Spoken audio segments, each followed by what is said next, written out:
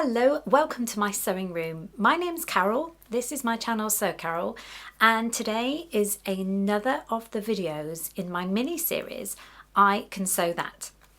So what does that mean? So that is when, as we are all sewists here, we see something sometimes, don't we? And we think, I'm not buying that, I can sew that. And that's exactly how this series came about. I've been doing this all my life, seeing something and trying to copy it, almost as a challenge to myself. I remember even as a teenager, I had bought a top from a shop, realised it was simple, so I just used to put it down on some newspaper in my lounge, draw around it, get some fabric and sew the pieces together. I've been doing it all my life. But I thought it was time to share how I go about it, what inspires me to do it and how I do it and how I kind of piece it all together.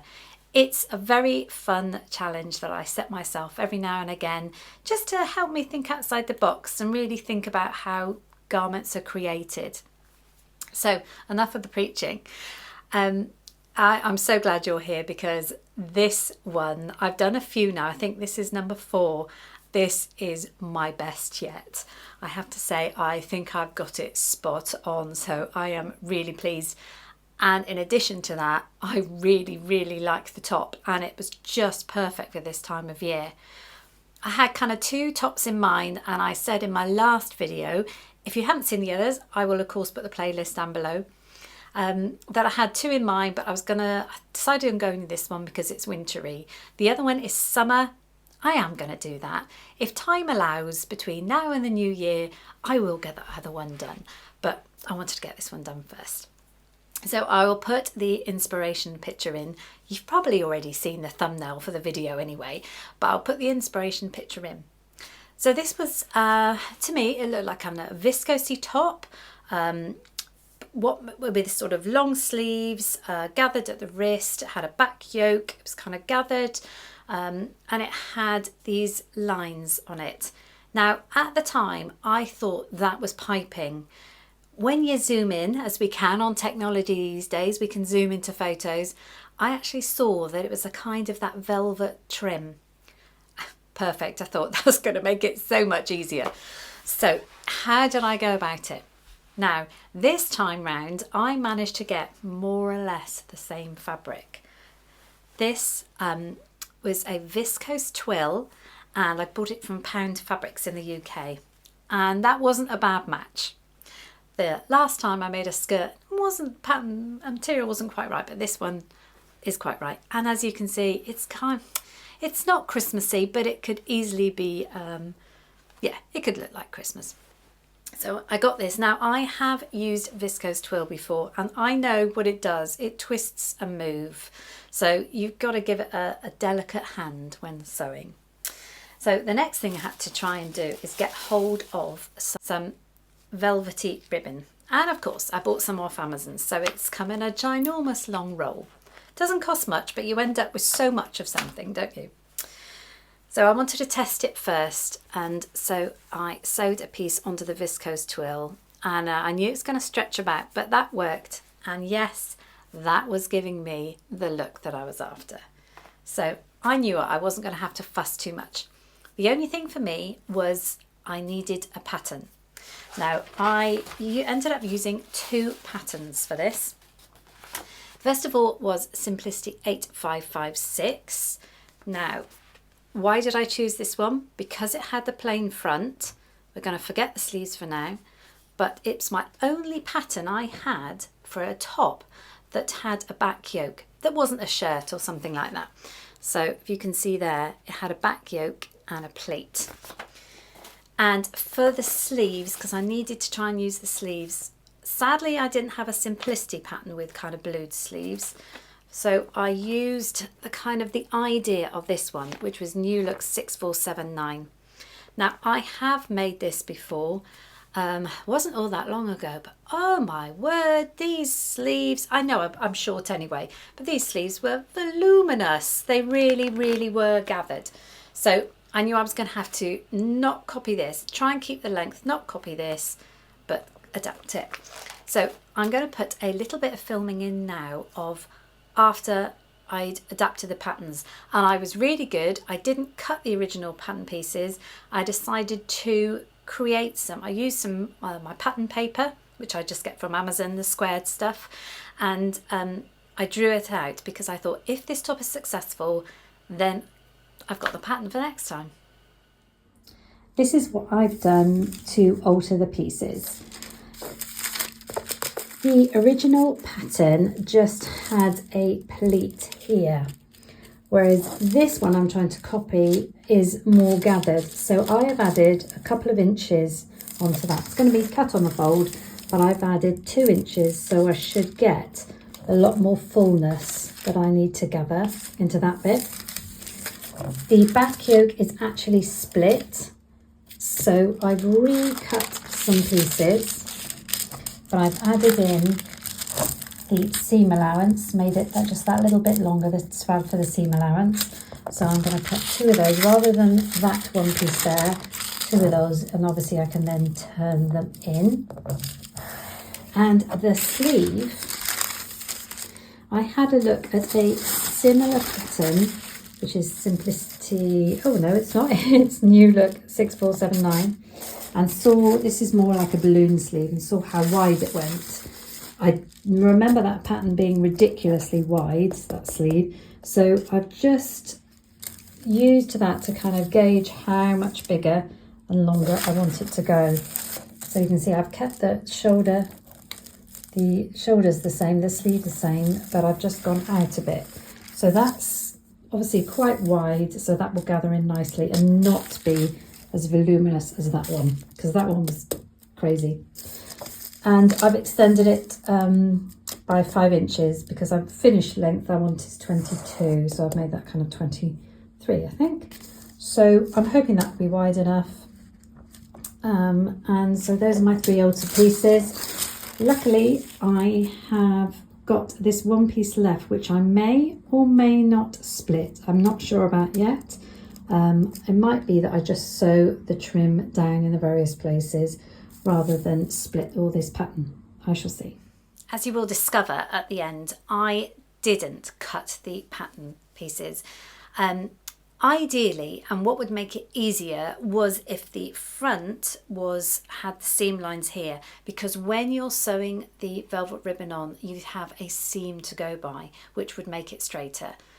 I didn't do that. I was kind of brave and I drew the lines down really, really carefully and kind of worked out where they were going to go here. So I'll put a picture in here of the front with all the velvet trim on. So that's how I decided to do it in the end. Bit of a cheat, but I got the same result anyway without chopping the pattern around. Now, I will just say, didn't explain too much, but the back yoke, obviously the original was going to be cut on the fold, so I cut it into 2 pieces and obviously put the seam allowance in, which was good. The back piece I extended by 2 inches so I could get it. It was going to be pleated anyway, but I made it 2 inches wider again so I could do the gathering, and it's only light gathering. And the sleeve piece ended up looking like this. So it was going to be gathered, but not ridiculously balloony. I will say I added 5 inches. So the other pattern came to about here, mid-length. I added 5 inches on.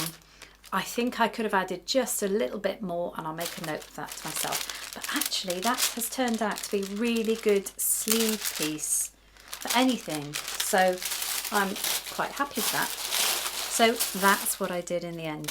Now, I know a lot of you have said before, and you're really kind as to do it, to say, oh, you could have used pattern Z or X or Y. But for me, what makes it fun and a challenge is using what I have and kind of mixing and matching it. So you're all very kind as to suggest what I should do, but I try and use what I've got wherever possible. So it's about time I brought the article here and we can have a good look at it. So here it is, and I think you will agree I did quite a good job of copying it. And why am I copying it? Because I really like the look of it. Now, I learned so much doing this. I learned that, yes, this could work. I've split the yoke easy with a seam allowance. And yeah, if you can put a bit more fullness in the back, then you can change a pleat to gathered. I ran the tape along the back as well.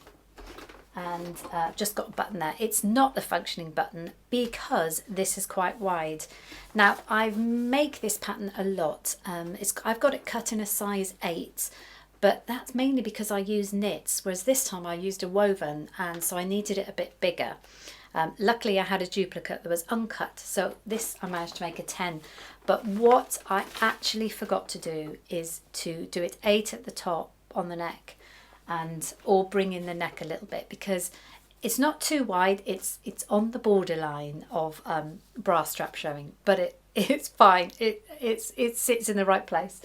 But yeah, next time I must put a note to myself to kind of bring this in a bit. So anyway, here it is, and I think the velvet trim is on quite nice and straight, and the 2 lines there. The sleeves went in beautifully. They're not puff sleeves, they're just smooth, but it is the one where you've got to ease it in and all that palaver, but I did that properly. I've got some narrow, loose elastic in there. As I said, I think a couple of minutes ago, I could have just made them slightly longer maybe, but it works and they're not going to be annoying. So I'm really pleased with it. It has got this beautiful high-low hem. The front is squared off, and you'll see it better in the video, but the back is curved. Now I've said about this before, but what I do it to get a nice curve is I run some gathering stitches along the curve. I then pull it in, and it automatically kind of roundens, that's not a word, but makes the corner round, and it pulls it in, and then you can iron it flat and then sew it, and that creates a nice curve. But I'm really pleased, and in the video I'm wearing it with some skinny black jeans and my boots. Now that's what I would have worn a couple of years ago. I haven't dug out my skinny black jeans for a while, and we're used to wearing looser stuff now, aren't we? And the trend has moved away from skinny jeans. So I really didn't enjoy putting those skinny jeans on, but it did work well. And obviously this is quite a long top on me. It's kind of a tunic top, so it works well with the jeans. But yeah, I think I'm going to be ordering myself some new black jeans after that video. So I'm happy. And I would definitely do it again. I think if you did it again in kind of a reddy fabric and put this trim on, that would be really nice, or even blue. So I've got this now, and I know that it was really simple just to add it, and it just elevated it just that bit, didn't it? Just made it look a bit different, and on the back as well. So I've got myself a little posh top for Christmas, in my mind anyway. I really hope you enjoyed this video and seeing me create something, see something and sew it, see it and sew it.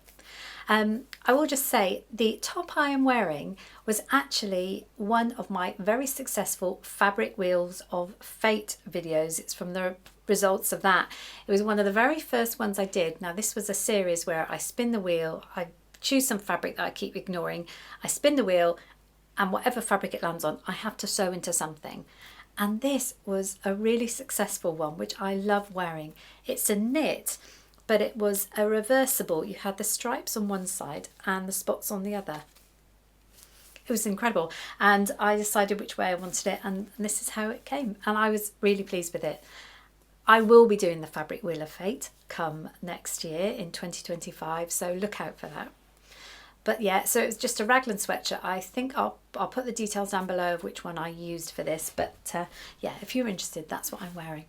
Thank you so much for joining me in my sewing room today, and I hope you enjoyed the video about I Can Sew That, and maybe it might inspire you to do something simple. It doesn't have to be complicated. Nothing I ever sew is complicated or challenging. Thank you again. I hope to see you soon, maybe on a #Friday Sews, but until then, happy sewing and thanks for watching.